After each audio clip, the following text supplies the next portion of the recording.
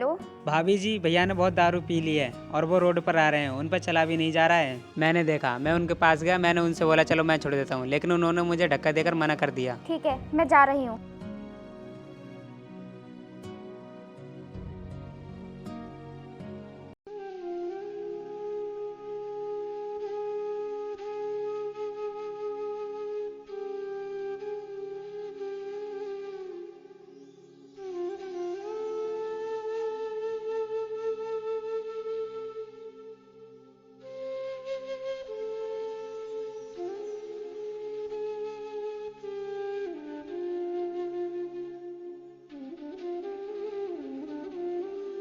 तुम ये क्या कर रहे हो? हर रोज दारू पीकर आ जाते हो, ऐसे तो तुम्हारे शरीर का नुकसान हो जाएगा। पीव नहीं तो और क्या करूं? जी कर भी क्या फ़ायदा? इतनी मेहनत से पढ़ाई करी थी और मुझे नौकरी भी नहीं मिल रही। क्या फ़ायदा आया ऐसी डिग्रियों का जो मैं इन्हें लेकर दिन रात हाथ में घूमता रहता हूँ। नौकरी नहीं मिल रही है तो इसका मतलब ये नहीं है कि तुम पी पी कर अपने शरीर का खोखला बना लो। इन डिग्रियों को मैं क्या करूं जो मेरे किसी काम की नहीं है? तू इन्हें ले जाकर किसी नाली में या गटर में फेंक दे। इन डिग्रियों की कोई अहमियत नहीं है, इन्हें तो नाली में होना चाहिए। फालतू की बकवास मत करो, अब चलो मेरे साथ घर पे। उठो।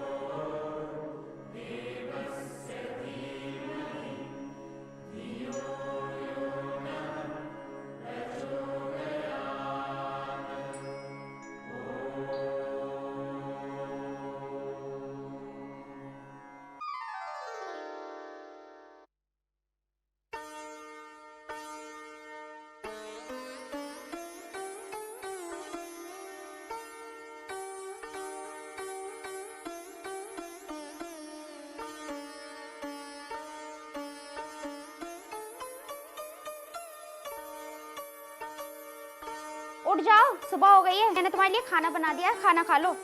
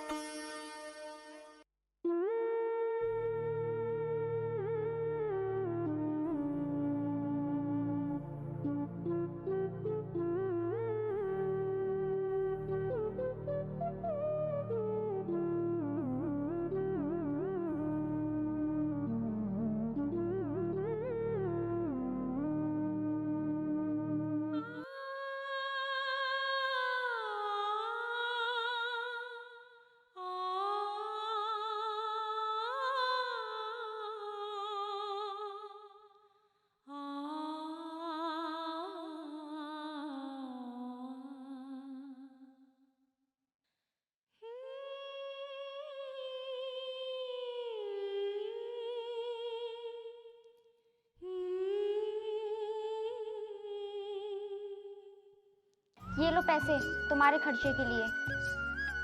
अरे ये पैसे तो मैंने तुम्हारी कोचिंग के लिए दिए थे, लेकिन तुम मुझे ये पैसे वापस क्यों कर रही हो? कोचिंग की फीस मैंने दे दी है। मगर तुमने कहाँ से दे दी फीस? तुम्हारे पास तो पैसे ही नहीं थे। हाँ नहीं थे, तुमने जो मुझे मेरे बर्थडे पे अंगूठी दी थी ना, वो मैंने बेच दी। आज हमारी ऐसी हालत हो गई है, हमें ना गिफ्ट की चीजों को बेचना पड़ रहा है, पता नहीं क्या हुआ। कुछ नहीं होगा, तुम चिंता मत करो। आज मैंने भगवान से दुआ मांगी है, तुम्हें नौकरी आज जरूर मिल जाएगी। ठीक है, तुम मुझे मेरी फाइल ला कर दे दो, मैं जा रहा हूँ।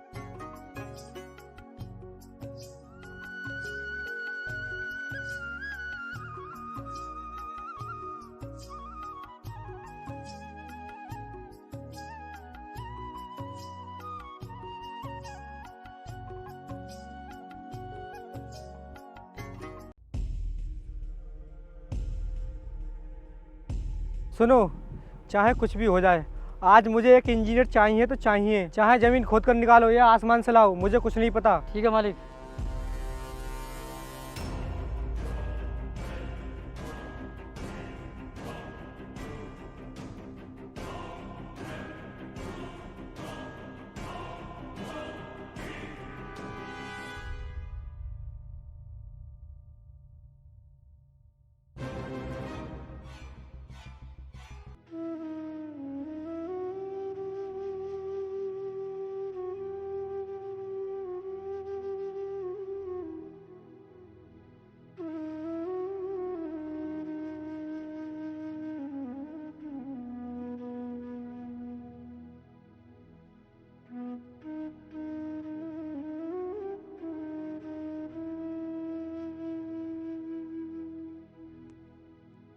अबे अंधा है तू?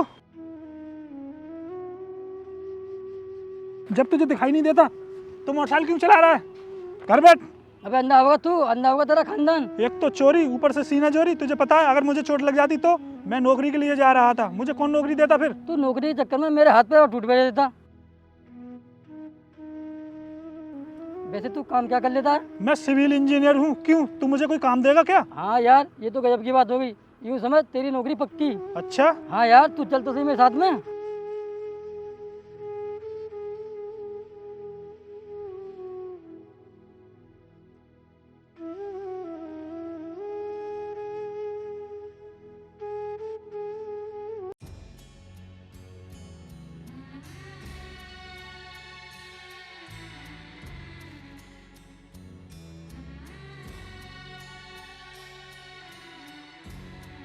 मालिक, ये लड़का अपने काम का, ये इंजीनियर है। हाँ भाई, पहले कहीं काम किया है? जी सर, काम किया है। कौन सी कंपनी में? M3M। ये तो गुड़गांव की बहुत बड़ी कंपनी है। जी सर। वैसे तुमने वहाँ से काम क्यों छोड़ दिया? सर, घर की कुछ प्रॉब्लम थी इसलिए छोड़ दिया था। अच्छा ठीक है, हम तुम्हें नौकरी पर रख लेंगे।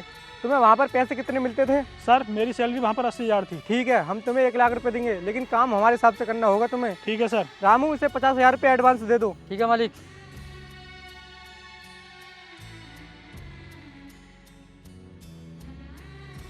और हाँ, कल से ज्वाइन कर लेना। ठीक है सर, मैं कल से ज्वाइन कर लूँगा।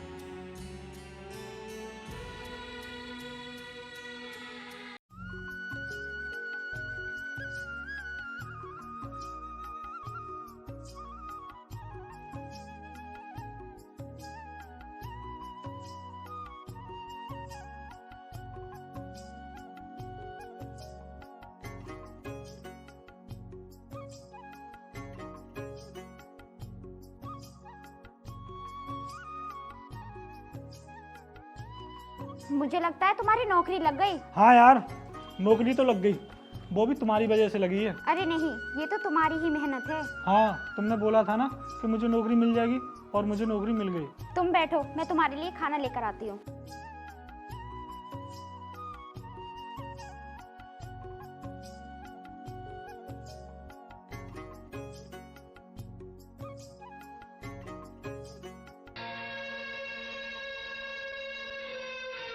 ये लो।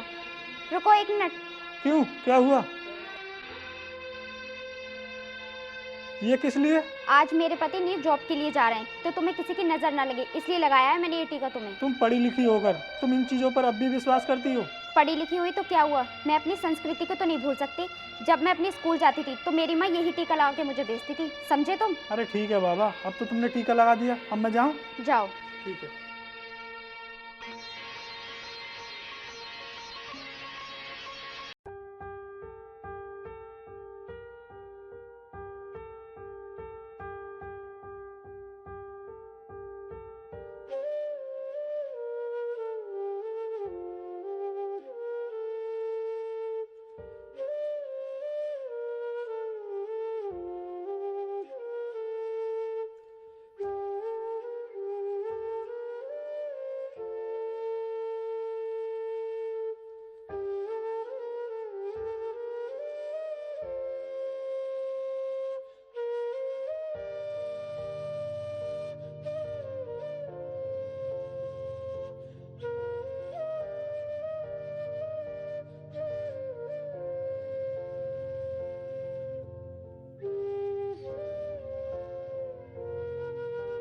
अच्छा ये बताओ, यहाँ पर 5 मंजिल बिल्डिंग खड़ी हो जाएगी या नहीं? नहीं सर, यहाँ पर केवल 2 मंजिल खड़ी हो सकती है। ऐसा क्यों?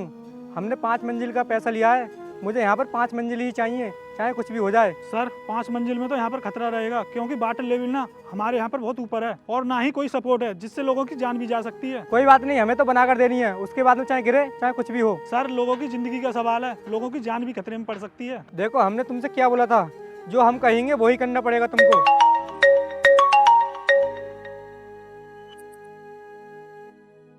सर आपने जो बिल्डिंग बनाई थी वो गिर चुकी है और उसमें 50 लोगों की जान जा चुकी है।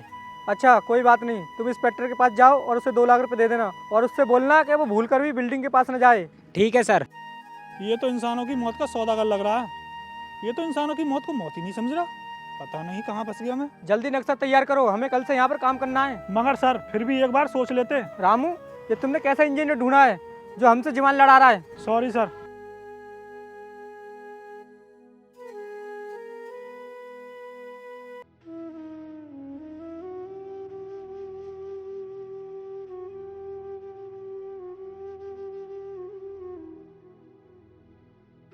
क्या हुआ, तुम इतने उदास क्यों बैठे हो? कुछ नहीं यार, जहाँ पर मैं काम करता हूँ ना वो बिल्डर बहुत खतरनाक है। लोगों की मौत का सौदा ऐसे करता है जैसे कोई परचूनी की दुकान से ना सामान खरीद रहा हो। अरे ये तो बहुत गलत कर रहे हैं वो। पुलिस भी ना उसका कुछ नहीं कर पा रही है, क्योंकि पुलिस को बोलने से पहले ही वो पुलिस के मुंह पर पैसा फेंक कर मार देता है। तुम चिंता मत करो, सब कुछ ठीक हो जाएगा। अगर तुम इस तरह उदास बैठे रहोगे तो मैं अपना पेपर कैसे दे पाऊंगी? देखो यार, तुम ना पेपर अच्छे से देकर आना, क्योंकि मुझे ना बहुत उम्मीद है तुम पर, और तुम्हें आज ही तो जाना है। तुम ना अपना सामान पैक कर लो, मैं तुम्हें छोड़ाऊंगा। ठीक है।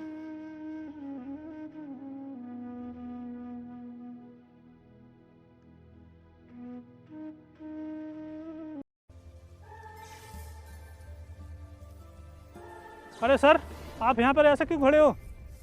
मैंने तुझसे बोला था ना कि बिल्डिंग नहीं बन सकती, लेकिन तूने मेरी बात न मानकर 20 मजदूरों की मौत करा दी।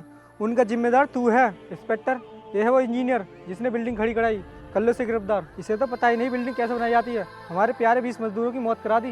इंस्पेक्टर, इसने मेरा नाम खराब करने के लिए ये सब किया है। क्यों बे, तुझे इतना भी नहीं पता? वाटर लेवल इतना ऊपर है तो वहाँ 5 मंजिल कैसे बन सकते हैं? तुझे इंजीनियर किसने बनाया? इंस्पेक्टर साहब, ये झूठ बोल रहे हैं, मेरी मर्जी से कुछ नहीं हुआ है। मैंने तो इनसे कई बार मना किया था, लेकिन इन्होंने ना मेरी एक भी नहीं मानी।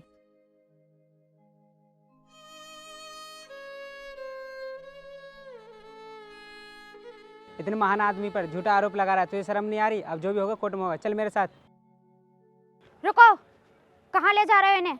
जय हिंद मैडम। मैडम, इसकी वजह से 20 मजदूरों की मौत हो गई और इसे ये भी नहीं पता कि बिल्डिंग बनाई कैसे जाती है। चुप करो, तुम्हें पता है ये कौन है? ये मेरे पति है और मुझे हर चीज का पता है कि यहाँ पर कौन गलत है और कौन सही है। और इंस्पेक्टर, तुम्हें ये अच्छे से पता है कि यहाँ पर कौन गलत है, फिर भी तुम मेरे पति को ले जा रहे थे। मैडम मैं क्या करूँ, एक तो ये पैसे वाले हैं और ऊपर से बड़े मंत्री का दबाव था। इंस्पेक्टर, तुम इन्हें लेकर जाओ, उन्हें मैं देख लूंगी। कलेक्टर, तू बहुत गलत कर रही है। अपने कफन का नाप दर्जी को दिया ना, क्योंकि मैं जिस दिन जेल से बाहर आऊँगा उस दिन तुझे कोई बचाने वाला नहीं होगा। तू जेल से छूटेगा तब ना, क्योंकि तेरे कारनामों की फाइल कोर्ट में जा चुकी है। इंस्पेक्टर, लेके जाओ इन्हें और आप मेरे साथ घर चलिए।